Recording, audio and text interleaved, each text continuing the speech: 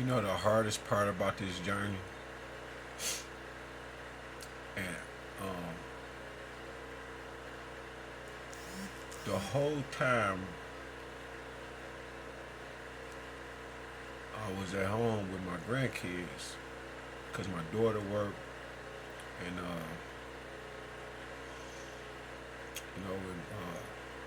and my ex, they was working, and I was at home all the time, cause I wasn't working no more. For that year, it was me and my grandkids every day. Bonnie, Vaughn, and Lil Nas. I got to actually see, the intelligence, the cognizance of the child, how they would react when because they was eating like I was eating. We ate cookies and stuff, but it was a lot of those times that I was eating a lot of fruit, a lot of vegetables, a lot of pita bread. That's funny. She want to have the sounds that I'm eating, so I got to make her what I'm eating. My grandson, he was picky, but it depends on how you make it. To make it look, and he was like deal with the texture of it. And Nas he was listen. He was eating everything I was eating, and that's the watermelon. And him being a baby at the time, we got to truly see what a child that's eating watermelon, oranges, pineapples every day, how they respond, how smart they are, how they act. And it's just was his reactions, his responses, just the way that he was truly being wise.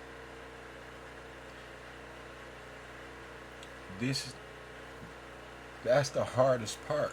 It's like when I get to thinking about them, I get extremely motherfucking angry and heartbroken.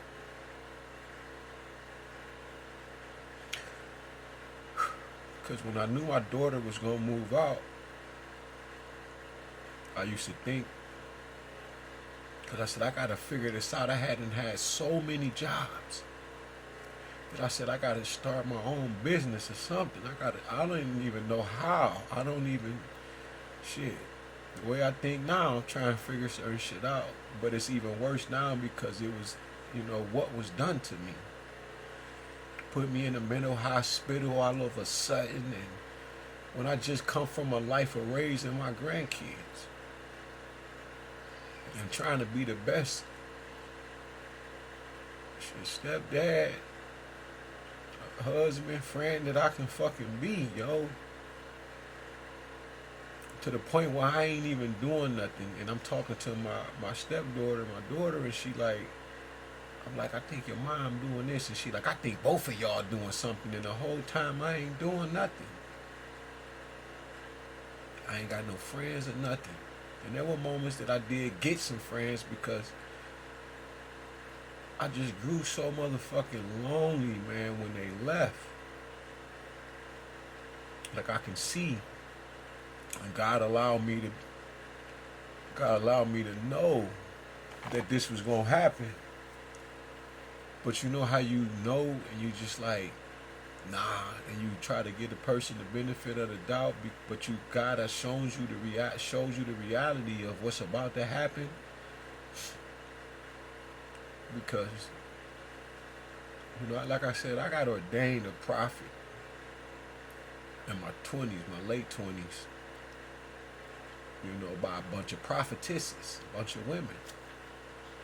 A few women and maybe one or two dudes, whatever. But I was able to truly see and watch how they were going to be taken from me. I just didn't know when. And I didn't know how. I just knew that it was coming. But when God does that, God shows you in different levels because I'm so connected to these kids at this time, these children. I really don't like to do the kids, even though the intentions is pure. Um, that God literally showed me that she was gonna take these kids from me, and she didn't care. And I knew it because all of the times of the behavior where she just different moments of where she just didn't give a fuck about how I felt. And and I used to be sitting there and I'm like, damn man, you gonna just like, when something happened and somebody say certain stuff, you can pick up on everything. You're like, damn, yo, you gonna do that to me? And I used to be like, what about the children? You feel me? I'm irritated.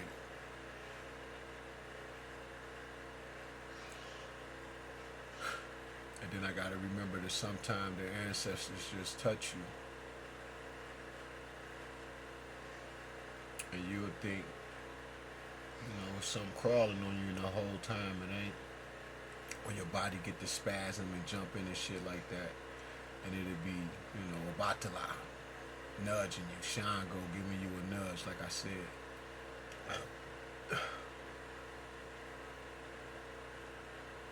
But when they say that being able to have the gift of sight is a gift and curse, it is. And it's not, I can't say a curse, it's the pain that comes with it.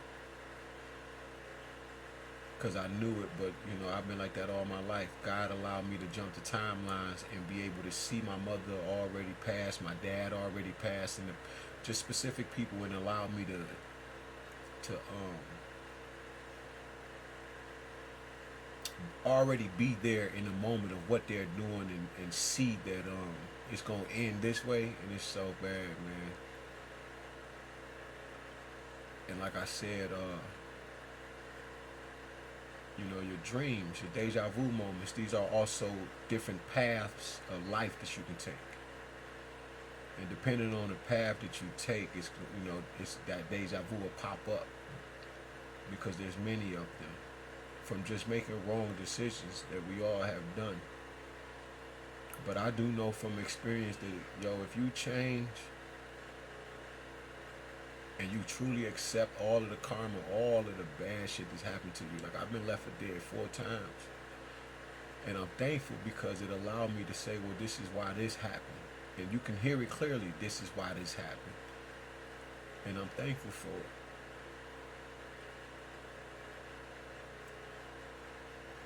But, man, I miss my motherfucking grandkids. You don't understand.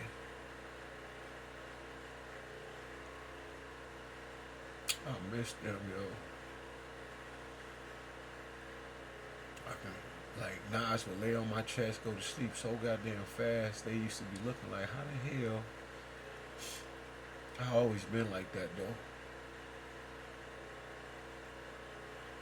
And it's probably some of the most heartbreaking shit I've ever felt in my motherfucking life. It's because I fix myself so I can, like, fix anything I've ever done to anybody. Hopefully I can. That's what I was always hoping. Or so I can be there for the times that I wasn't. And that's why I was fixing myself, so I can be something so beyond their imagination and to be great. So they can say, man. And like, other men that's been raised in the hood, so they can say, well, you went through all of this, man, you all right, man, you made it. And then for somebody to try to tear you all the way down after you to put everything about yourself together and take everything from you. Like, fuck me and my grandkids, yo.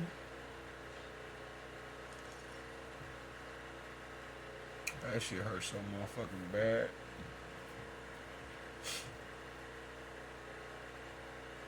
All that playing in the field and shit and all that shit. I just wanted to share that with you, man. Love thicker than blood and water, yo.